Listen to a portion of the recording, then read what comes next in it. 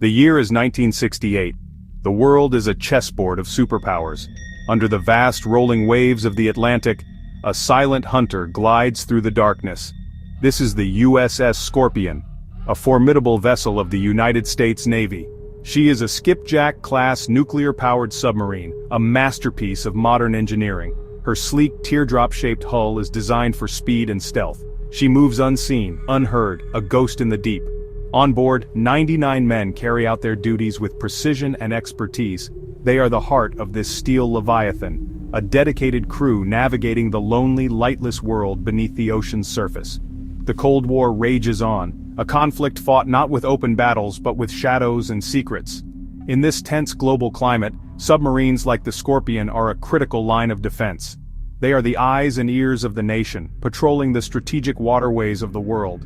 Their missions are shrouded in secrecy, their movements known only to a select few. The Scorpion is returning home from one such mission in the Mediterranean. She has been observing Soviet naval activity near the Azores, a routine but vital task. The crew looks forward to their return to Norfolk, Virginia, to reunions with wives, children, and loved ones they have not seen for months. Beneath the waves, the atmosphere is one of focused calm. The low hum of the machinery is the constant soundtrack to life aboard the submarine. Men stand at their posts, monitoring gauges, listening to the symphony of the sonar, and ensuring the powerful nuclear reactor operates flawlessly. The air is thick with the unique smell of a submarine, a mix of diesel, recycled air, and coffee.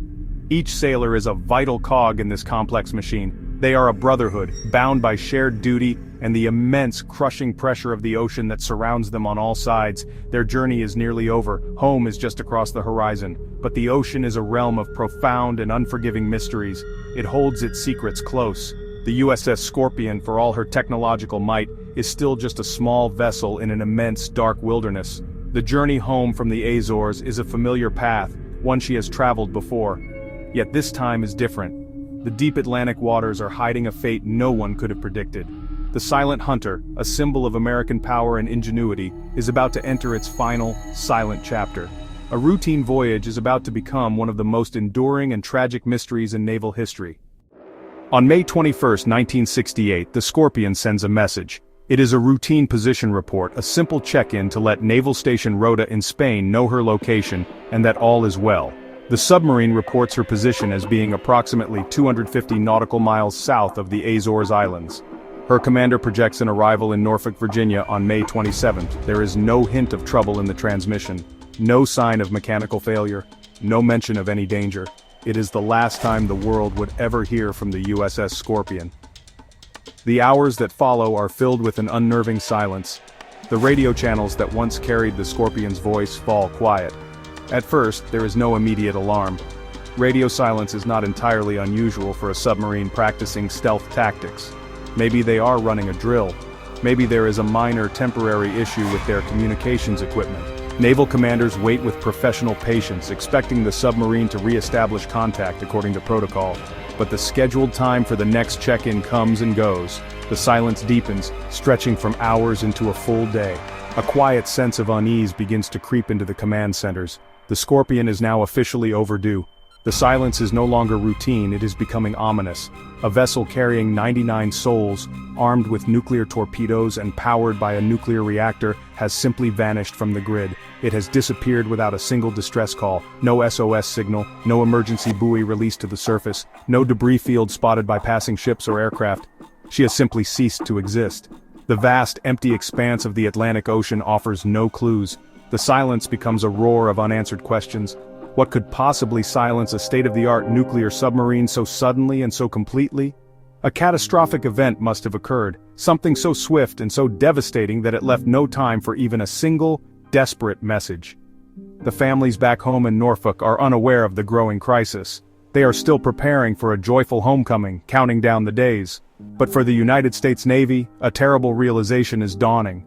One of their most advanced submarines, and the 99 men aboard her, are lost somewhere in the cold, crushing depths of the Atlantic.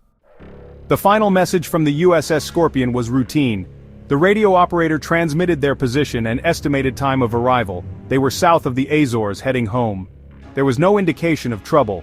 This normalcy makes the silence so terrifying. The message was not a farewell, but a promise. Her next check-in never came. The silence became heavy, unnatural. The absence of a message was, in itself, a message. Something serious must have occurred, ripping away their ability to communicate. The Scorpion and her 99 men vanished into a silent, unforgiving abyss. The last message was a cliffhanger in a story that would have no immediate resolution. Back at Naval Station Rhoda and Naval Headquarters, a lack of concern curdled into anxiety. The hours ticked by, making a simple communications error less likely. Maps were unrolled, and the Scorpion's last known position was marked. The vast Atlantic became a terrifyingly large haystack. A sub-missing advisory was issued, a quiet alert that a submarine is out of contact. But the ocean remained stubbornly silent. The Cold War dictated that any sign of weakness could be exploited by the Soviet Union. The Navy could not afford to announce that one of its nuclear predators was missing. For the families waiting, life continued as normal, planning homecoming parties. They marked their calendars for May 27th, the day their husbands were due to return, unaware of the quiet panic unfolding. By May 27th, the secret was out. The pier remained empty, the homecoming canceled. The Navy escalated the alert, the submarine was declared overdue and presumed lost. The news flooded out. Headlines announced the shocking news: a nuclear submarine vanished. The Navy confirmed she was overdue but did not immediately declare her lost. The absence of information created fear and speculation. Newspapers ran the story on their front pages. For the families, hopeful anticipation turned to agonizing uncertainty. Their personal tragedy was now a public spectacle. The world watched as the Navy admitted it had lost one of its own. The vanishing of the Scorpion was a stark reminder of the dangers of the deep. The search was about to begin in earnest. The disappearance of the Scorpion triggered one of the largest sea searches in history. The Atlantic Fleet mobilized dozens of ships and aircraft, sweeping thousands of square miles for any sign of the lost submarine. Searchers battled rough seas and poor visibility, investigating every possible clue. Oil slicks, debris, shadows on the water. Advanced underwater listening systems and sonar-equipped submarines scoured the depths, but the ocean's noise drowned out any trace of the Scorpion. Days turned to weeks, hope faded, and the search settled into a grim routine. The crews knew the odds of survival were vanishing. The ocean revealed nothing. Despite relentless effort and technology, the Scorpion had vanished without a trace. It was as if the Atlantic had simply swallowed her whole. The search grid south of the Azores yielded only silence and empty water. Theories abounded: explosion, hull breach, even Soviet capture, but no evidence surfaced. Every possibility was considered, then dismissed for lack of facts. The searchers, sailors themselves, felt the weight of looking for their lost brothers. The ocean remained impenetrable, offering no comfort or clues. Media coverage was intense, but every report ended the same: another day, another dead end. The Scorpion's disappearance underscored the ocean's power and mystery. As hope faded, the world was left humbled by the sea's silence. While the Navy searched, families of the 99 crewmen endured agonizing uncertainty. Every phone call or knock brought hope and dread. There was never any news. Navy liaisons could only repeat, "The search continues, nothing found." Families clung to hope, shared stories, and supported each other, even as despair crept in. The media spotlighted their pain, turning private grief into a national story. In June, the Navy declared the crew presumed dead, a crushing blow, but no closure. The waiting ended, but the questions remained. Now the search was for answers, not rescue. Months later, the public search faded, but a small Navy team pressed on. Led by John Craven, they used Bayesian search theory and re-examined SOSUS hydrophone data. They found faint acoustic events from May 22nd, not a single explosion, but a sequence suggesting a hull collapse. Triangulating the sounds, they pinpointed a new search area, far from the original. It was a slim lead, but the best yet. The USNS Mizar, equipped with deep-sea cameras and sensors, was dispatched to the coordinates. The hunt shifted from the surface to the abyss. The search for the Scorpion's grave began anew. The USNS Mizar, a floating laboratory, took up the search in the deep Atlantic. Using a towed sled packed with cameras and sensors, the crew methodically scanned the ocean floor 2 miles down. The environment was hostile: crushing pressure, freezing darkness, and endless monotony. For 5 months, the Mizar's crew found nothing but barren seabed. Hope waned as the mission neared its end, the pressure mounting from both the ocean and Navy command. It seemed the Scorpion's secret would remain locked away forever. But just as the search was about to be called off, the ocean was ready to reveal its secret. the crew of the Mizar stood on the brink of a world-shocking discovery. On October 29, 1968, 5 months after the Scorpion vanished, a breakthrough came. An operator noted a sharp spike indicating a large mass of metal on the seabed. The crew maneuvered the Mizar, guiding the towed fish over the magnetic contact. The sonar revealed a large debris field. The shapes were jagged, unnatural, shattered steel, the remains of a submarine. The sonar images told a story of utter and complete devastation. The submarine had been torn apart. They were looking at a tomb, the final resting place of 99 men.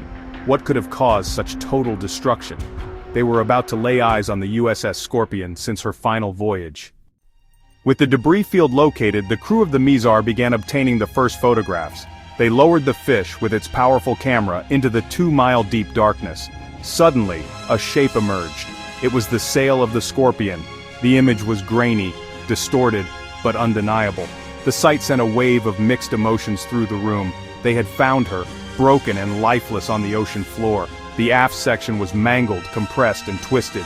The images painted a clear picture of a catastrophic failure.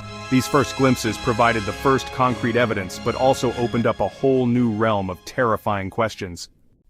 The full photographic survey conducted by the Mizar revealed a scene of utter destruction, a vast graveyard of steel scattered over the abyssal plain. The main hull of the USS Scorpion had broken into several large sections. The most forward part, the operations compartment and torpedo room, lay in one piece. A significant distance away rested the largest portion of the wreckage, the engine room and aft compartments. This section had telescoped into itself, crushed and imploded by the immense water pressure as the submarine plunged past its structural limits. It was a clear indication that the hull had flooded catastrophically during its final descent into the abyss. Between these larger sections lay a trail of smaller debris, evidence of the submarine's violent breakup. The sail, which the crew had first identified, was detached, lying forlornly on its side. Other fragments, plating from the hull, pieces of machinery, and unidentifiable twisted metal, littered the seabed. The debris field stretched for hundreds of yards, a silent and stark chronicle of the vessel's final, terrifying moments. The photographs showed no evidence of large-scale fire or a massive internal explosion in the forward sections, which immediately began to cast doubt on one of the leading theories, that a hot-run torpedo had detonated inside the submarine.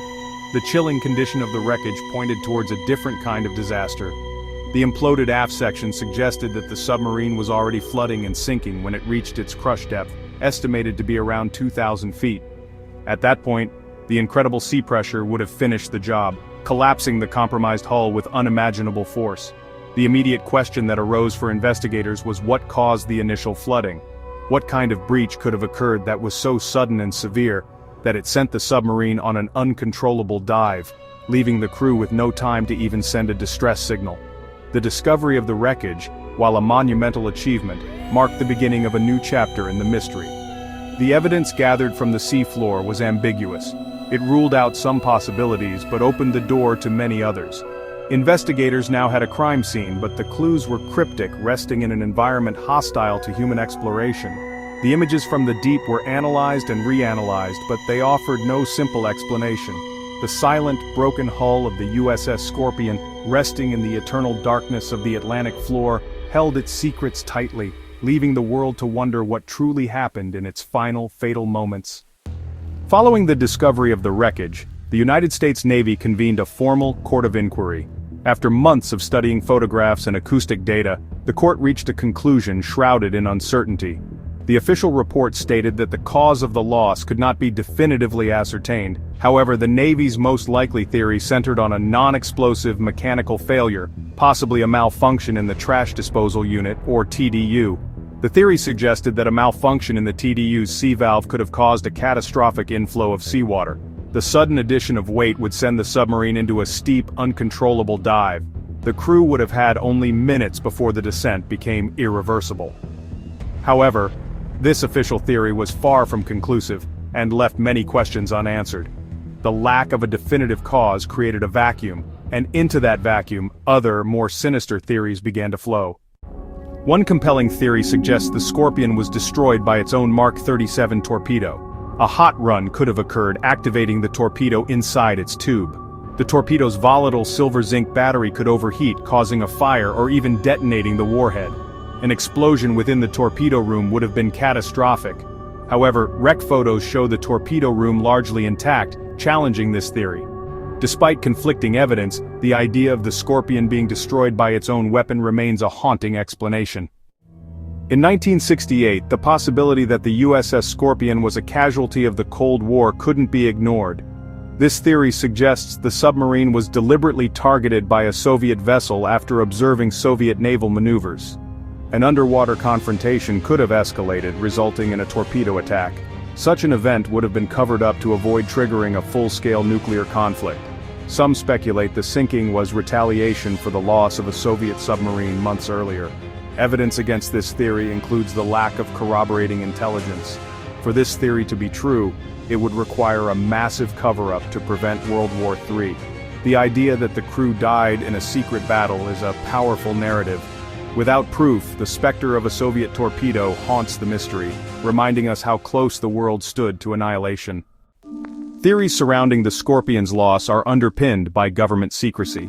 From the beginning, the incident was shrouded in classified information, creating an environment where suspicion and conspiracy theories thrive. The Navy's official explanation was inconclusive, leading many to believe crucial information was withheld. This secrecy has extended for decades, with requests for documents met with redactions or denials. Key evidence, like acoustic data, has never been released. This lack of transparency has led families and historians to question the official narrative. The Navy argues secrecy protects sensitive information relevant to national security. This has been a source of frustration for families, denying them closure. The truth rests locked away, leaving us to wonder what secrets the silent submarine took to the bottom. More than half a century has passed since the USS Scorpion vanished into the cold, dark waters of the Atlantic. Despite decades of investigation, the submarine's final moments remain one of the great unsolved mysteries. The story endures because of the tragedy of the 99 lives lost, and the unsettling questions that remain unanswered. Was it a tragic accident, or a violent end brought about by its own weaponry, or a secret act of war? The wreckage itself offers only cryptic clues. This enduring enigma is sustained by the wall of official secrecy that continues to surround the incident. Ultimately, the USS Scorpion serves as a humbling reminder of the limits of our knowledge and control. The story forces us to confront the reality that even our most powerful creations are vulnerable. The mystery of the Scorpion is a ghost story of the Cold War that will likely continue to fascinate and haunt us. At the heart of the USS Scorpion tragedy is the profound human loss. 99 men perished in May 1968. They were individuals with lives, families, and dreams, extinguished in the Atlantic's depths. Their loss was a devastating blow to their loved ones and the nation. For the families, the decades have not erased the pain or the uncertainty. Today, the USS Scorpion rests in her silent, deep-water grave, a designated memorial. We must ensure that their sacrifice is never erased. The 99 sailors of the USS Scorpion are gone, but never forgotten.